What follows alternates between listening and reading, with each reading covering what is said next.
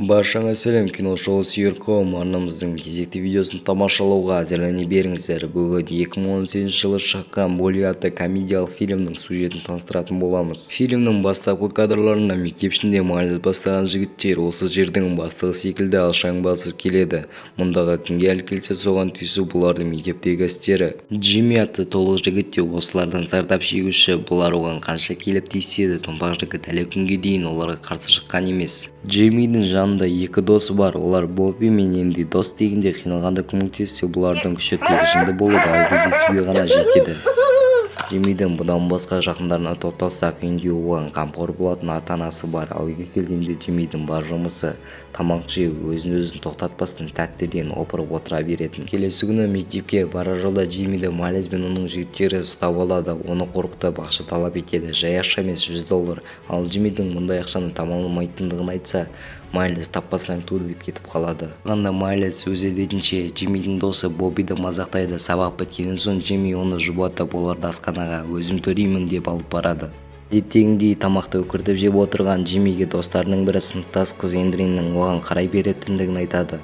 Ал осында келген Майлз қайта ақша талап етіп, бұларға қайта тиісе бастайды. Ал жандарында отырған жігіт Майлзге қой деп айтып еді, ол ашуланып байқай салады. Бірақ та жаңағы жігіттің ағасы мұнда келгенде Майлз сүмірейген күйі кетіп қалады. Мектептен қайтып әйтеуір Майлзден құтылдым деп жүрген Джиммиге жолай тағы Майлз жолығады. Бұл жігіттің қорқақ екенін біліп алған Майлз да қайта келіп ақша сұрай береді. Бірақ бұл жолы Джимми жауабын береді. Айтуынша $100 тұрмақ, саған $1 да бермеймін дейді. Ал ашуланған Майлз бұл баланы өлгенше тепкілеп ит қорлығын көрсетіп жатқанда көрші үйден бір шал шығып оларды тоқтатады. Джиммиді үйге кіргізіп өзім мистер Джонсонмын деп таныстырады. Емдеп отырған кезде Джимми Джексонның бұрынғы кәсіпқой боксшы болғанын біліп қойып, Майлзды жеңу үшін жаттықтыруын сұрайды. Бірақ Джексон ендігі қартайған, оған әлі келмейді. Бірақ оның бір досы бар, соған айтып көрейін дейді. Болған жайтты ата-анасына айтып, боксқа қатысатынын айтады. Отбасын жинап, таяқ жеген түрімен спортзалға келеді. Онда Джексонның жаттықтырушы досы Мэнни бұларды жылы қарсы алып, Джиммиді жаттықтыруға келіседі. Мотивацияға той болған Джимми жаттығуды бастап кетсе, оның жаттығуына шеттен Джексон мырза қарап отырады. Күнделікті жаттығудан қайтудың өзі Майлзге қиынға соғатын. Ал Джексон болса, Майлға бір ай уақыт берсең $200 беремін деп айт дейді. Мектепте осы ұсынысты айтқаннан соң бұзақылар келіседі. Неше күндерден соң Джиммидің мотивациясы өшіп, жаттығуға ынтасы болмай қалады.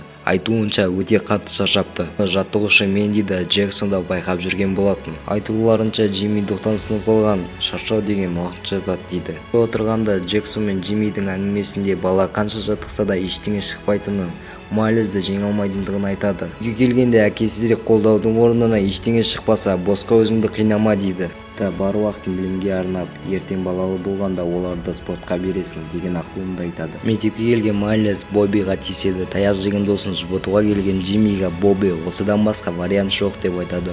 Ашуланып кеткен Джимми қайта жаттығуды бастайды. Таңертең жаттығуға велосипедпен барады. Осыған дейін оны Джексон көлікпен апаратын, ал жаттығу кезінде әр соққысын ауыр ұрып, тіпті Мэндиді де бір құлатып тастайды. Осылай оның нәтижелері өсіп, күштірек бола бастайды. Мектеп асханасында отырғанда Джимми достарына өзінің боксқа қатысып жүргендігі жайлы айта бастайды. Осы кезде оның жанына Эндрин келіп, оны кешке шақырады. Кешке керемет көңіл-күй көтеріп болған соң, Джимми мен Эдрианға Майлздың достарының бірі Эдди келіп, екеуін мазақтай бастайды. Өзіне сенімді сөйлеген Джимми Эддидің өзіне сөйлеп тастайды. Достарынсыз ештеңе жасай алмайтынын түсінген Эдди кетіп қалады. Эдриан ертіп өзі жаттығатын бокс залына келеді. Онда қыздарды жаттығуда спорт қызыл деп бөлінбейді деп айтады жаттықтырушы. Кейін Джимми жаттыққан соң ертеңгі күнге сынақ ретінде ережелі жекпе-жек шеберімен күшін астырып көреді. Ертеңгі күні Майлзбен есептесетін сәт келген еді. Джимми мектепке кірерде Майлздың балалармен бір ерегісіп алады. Кейін әжетханада жоғарғы сынып оқитын крутой жігіт әрі авторитет Веннимен танысып, оған Майлзбен болатын оқиғаны айтады. Венни оған сәттілік тілейді. Джиммидің боксқа қатысатынын естіген Майлздың достарының бірі оны Майлзға айтса, ол алдын ала сақтық үшін таяқ жесе көмектесер деп жындағасын шақырады.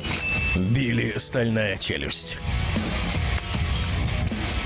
Эдрин Джимми үшін уайымдайды. Сол себепті оның жаттықтырушысы Мэнниге хабарласып, бүгінгі болатын төбелесті айтқанда, Мэнни Джиммидің жеңетіндігін және уайымдамауын айтады. Бірақ Венни мектептің шаруасына басқа адамдардың араласқанын қаламайды. Сол себепті достарын Майлздың братанын тоқтатуға жібереді.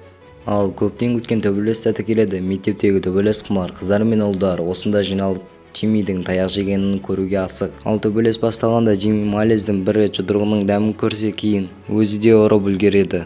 Екінші соққы Майлзге тигенде оның таяқ жейтінін түсінген Майлздің достары Джиммиге жабыла бастайды. Ал мұнда Джиммидің де достары келіп оларға қарсы шықты. Ал 1-2 соққыдан соң Майлз ұйқыға кетті. Джексон мырза болса мәз болып оның жеңісіне қарап отыр. Бұл төбелес интернетте хит болып тарап кетеді. Тіпті теледидардан да Майлз бен Джиммидің төбелесі жайлы арнайы шығарылым жасайды. Ата-анасы да Джиммидің өзін-өзі қорғай алатындығына риза. Ал кейін біз мектепте Джиммидің командасы қалай сенімді келе жатқанын көреміз. Ал осылайша бүгінгі видеомыз аяқталды. Амандықта жүздескенше арнаға жазылып, лайктарыңызды басып кетіңіздер.